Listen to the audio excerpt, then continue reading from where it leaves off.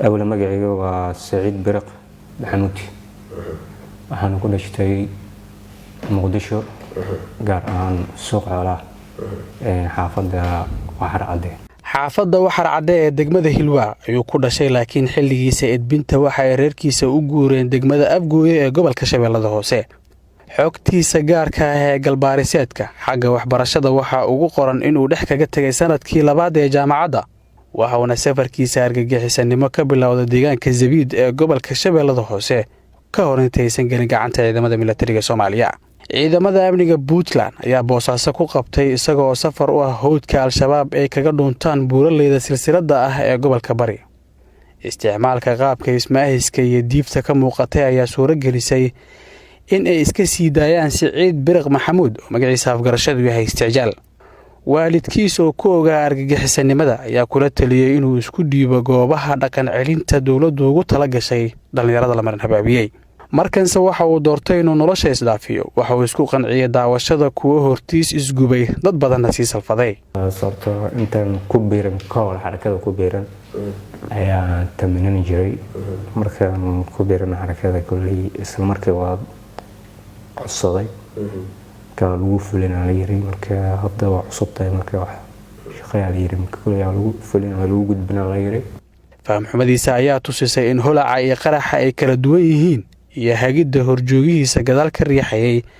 ee uu kaga soo tagay Tooro waa ninka labaad ee rumaysan in qofkii isdili waayo uu dili karo isagoo isticmaalaya habka xiriirsan ee wicitaanka simkaarka ku diiwaan gashan in lulashada wicitaankiisa ay suuragal ka dhigayso qaraxa gaariga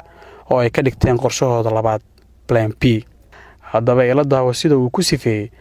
barta kaliya ee dadweynaha lagu hubiyo kuwa ka dhoofay garoonka diyaaradaha Muqdisho. xilwaanadu waxay ku joogaan waxa weeye yani waa la baaraa jubontiga soo baaraa oo lumbar 4 ayaa lagu baaraa markii madaxtooyada ee rabaan inay soo galaan meesha lagu baaraa markii afaanto malena marka meesha lagu baaraayay marka baaris marka la baarayana waxa waaye hal si loo baaray way soo tobanayaan way soo buuxsamayaan mugti safay galayaan ama way garab istaagayaan marka xilligaas hore markii in laga faa'iideysto ayuu saas isgroup jooga laga rabay in laga faa'iideysto dhaxal in laga dhigo yani saf oo kale saas ugu jiraan dhaxal in laga dhigo ama dhinac in laga dhigo gees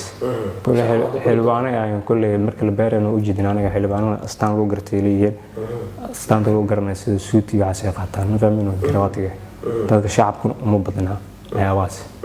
fahmin gabaaridana ay qaataan oo la yaqaan sida gabaar marketyada u badan yihiin hal nooc ay u badan yihiin ma fahmin marka qofkii arko waa uu dareemayo inuu sargaal yahay marka afka Al-Shabaab idaacad ku hadasha ayuu u soo sheegay in shacabka Soomaaliyeed ay ka fariisteen kula jirka dagaalka dalka ay ka wadaan intaas kaliya ma aha ee waba dambiilayaal ayuu leeyahay. akala kamid ah dadka jihadka ka fadhistay oo muslimiinta kamid ah oo shacabnimo sheeganay fariin loo diraa kamid ah. Daesh waxa uu arkaa qawaarij banaysatay dhiigooda waxa safool xumo kala ah in kaliya uu og yahay in baadda dadka laga qaado iyaga ku soo horeeyeen. داعش من دماء المسلمين بنستان كلنا خوارج بنكامسنا gabar ay ehel ahaayeen ayuu 7 habeen u dhaxay isagoo isla wax uun ha ka haraan mana uu sheegin inuu dab isku qabanayo maalin kulli waxa ka haraan kaliya ayaga wax kale gamayaan oo guur yani ayagaas mustaqbal yani danka ma leh kulliya waxa uu sameeyay arrinkaasi inuu wax gaaranays ayaa u sameeyay.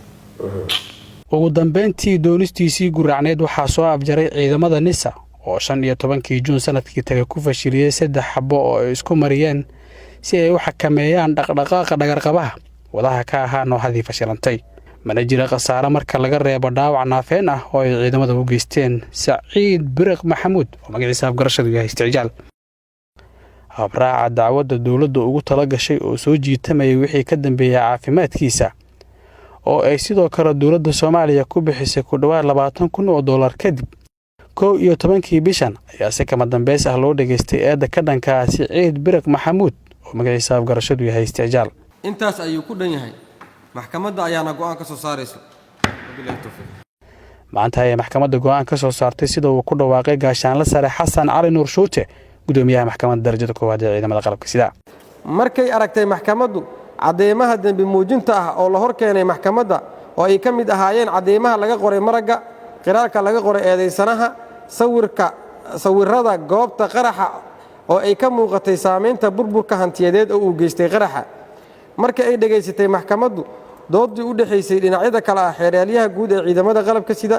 iyo qareennada difaacaya eedaysanaha sidaa darteed maxkamadda waxaa u caddaatay in eedaysana Siciid Biriq Maxamuud Cabdi uu yahay dambiilo galay dambiyada lagu soo oogay waxayna ku xukuntay xabsi daa'im ciddii aan ku qanacsanayn xukunka maxkamadda waxaa u furan raacfaan wabilaahi tawfiiq Cabduqaadir Ciise warbaahinta qaranka